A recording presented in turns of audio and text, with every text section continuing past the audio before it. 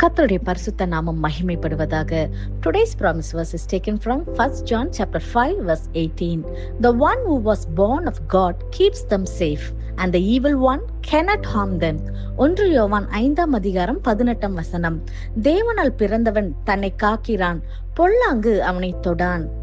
Have you ever been afraid that the enemy might overpower you? ஒருவேளை சத்ரு உங்களை மேற்கொள்வான் என்று பயந்து கொண்டிருக்கிறீங்களா? இந்த நாளிலே தேவன் நமக்கு கொடுக்கின்ற நம்பிக்கையின் வாக்குத்தத்தத்தின் மூலம் அவர் சொல்லுகிறார், அவர் பொல்லாங்கு உங்களை தொடாதபடி காக்கிற தேவனாக இருக்கிறார். ஆம் பிரியமானவர்களே, ஒருவேளை நீங்க இன்னைக்கு கலக்கத்தோட பயத்தோட இன்னைக்கு நீங்க காணப்பட்டீங்கன்னா, இன்னைக்கு கர்த்தர் உங்களை பார்த்து சொல்லுகிறார், எந்த பொல்லாங்கும் உங்களை அணுகாது என்று. ஆம் பிரியமானவர்களே, நம் தேவனால் பிறந்தவர்கள் என்றால் பாவம் நம்மை மேற்கொள்ள முடியாது. உங்களுக்கு அந்த தேவனால் பிறந்த அனுபவம் இருக்கிறதா?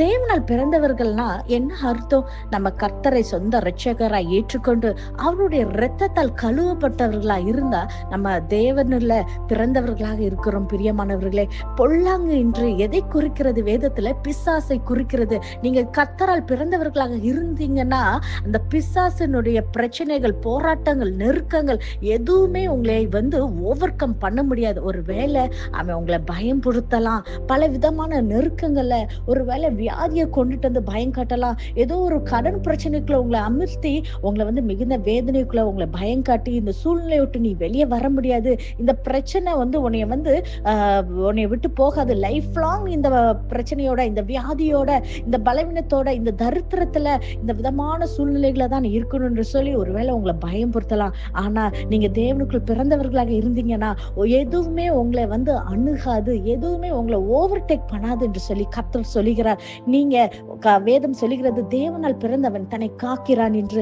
நாம் எப்படி நம்மளை காத்து கொள்ள முடியும்? அவருடைய வார்த்தையில கை கொண்டு ஒவ்வொரு நாளும் நம்ம வேதத்தை வாசித்து நம் ஜெபிக்கிற பிள்ளைகளாக இருக்கும் பொழுது, நம் பாவத்தை விட்டு நம் வெளிவரும்போது நிச்சயமாகவே நம் தேவனுக்குள் பிறந்தவர்களாக நம்மை காத்து கொள்கிறவர்களாக காணப்படுகிறோம். ஒரு அருமையான வாசகத்தை நான் வாசித்தேன்.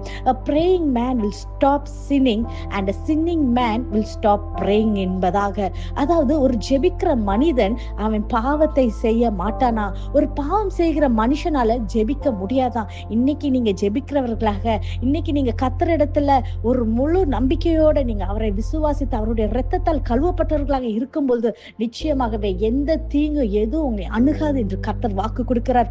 Remember, you are not alone in your struggle. You are God's child and he is already keeping you safe. The enemy may try, but he cannot win against a life guarded by our Lord Jesus Christ.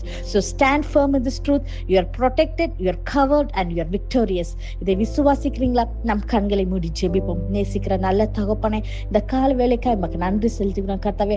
அப்பா, நீர் கொடுத்த இந்த வாக்குத்தத்த வசனத்துக்காய் உமக்கு நன்றி செலுத்துகிறோம் கர்த்தாவே.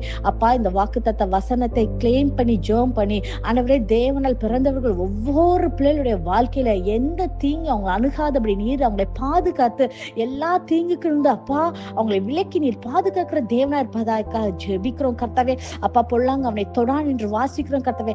எதுவும் உங்க பிள்ளைல அப்பா எதுவும் அணுகாதபடி தொடாதபடி வேலையடைத்து பாதுகாத்துக் கொள்ளுங்க. நாம மாத்திரம் மகிமைப்படட்டும். இயேசுவின் நாமத்தில் ஜெபிக்கிறோம். ஜெபம் கேட்டபடியால் ஆமென்.